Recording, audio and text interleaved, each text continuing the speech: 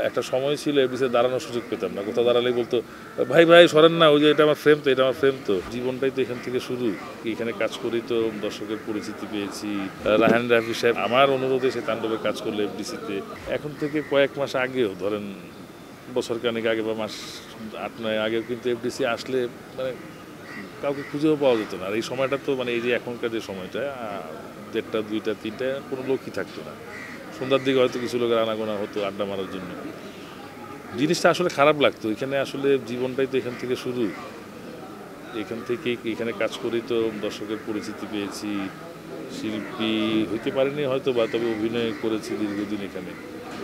তো খারাপ লাগতো। এবং যখনই আমি নতুন কোনো ছবিতে কাজ করার জন্য ডাক পেতাম বা চুক্তিবদ্ধ হতাম, আমি তাদেরকে আহ্বান করতাম, তাদেরকে আমি অনুপ্রাণিত করতাম, না চলেন না ভাই এফডিসিতে কাজটা করি, একটা সেটের কাজটাও তোমাকে এফডিসিতে করেন, কিছু কাজ এফডিসিতে করেন। এরকম করতে করতে প্রায় প্রথমে তা রায়হান রাফি সাহেব শুরু করলো তার তাণ্ডবের কাজ। আমার অনুরোধে সে তাণ্ডবের কাজ করলো এফডিসিতে। আসলে এফডিসি না সব জায়গায় মানে কর্মমুখর থাকবে, সব অনেক আর্টিস্ট থাকবে একসাথে। আজকে যেমন অনেক সাথে আজকে দেখা হলো, যাদের সাথে আমার বিগত 2, 3, 4, 5 বছর দেখা হলো, আজকে তাদের সাথে দেখা হলো।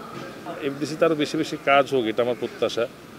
একটা সময় ছিল এফডিসিতে দাঁড়ানোর সুযোগ পেতাম না, কোথাও দাঁড়ালেই বলতো ভাই ভাই সরেন না, ওই যে এটা আমার ফ্রেম তো, এটা আমার ফ্রেম তো। আবার আরেক জায়গায় দাঁড়াতাম, তো ওইখানে দাঁড়ালে 5 মিনিট পরে আরেকজন বলতো ভাই এটা ফ্রেমে এসে দাঁড়াইছেন তো আপনি, সরেন না ভাই সরেন না। তো ওই দিনগুলো খুব মনে পড়ে।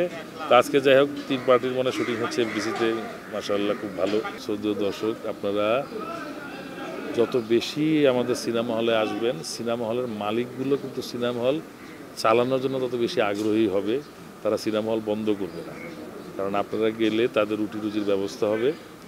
তারা সিনেমা হলটা খোলা রাখবে। পাশাপাশি তারা সিনেমা হল যখন যত বেশি খোলা রাখবে, আমরা তত বেশি ছবি নির্মাণ করতে পারবো, অভিনয় করতে পারবো। সমস্ত কিছু আপনাদের উপর ডিপেন্ডেন্ট। ইউটিউবে, মোবাইলে, এটা সাময়িক। সিনেমা হলের আনন্দটা, পরিবার নিয়ে একসাথে ছবি দেখা আনন্দটা মোবাইলে বা ইউটিউবের সেই যে পাওয়া যায় না। আপনারা দর্শকবৃন্দ, আপনারা সিনেমা হলে বেশি করে আসুন, বাংলা ছবি দেখুন, সমালোচনা করেন, ভালো মন্দ বলেন, আসেন দেখেন। আমরা ইনশাল্লাহ আপনাদেরকে ভালো ভালো ছবি দেওয়ার চেষ্টা করতেছি, ভবিষ্যতে আসবে।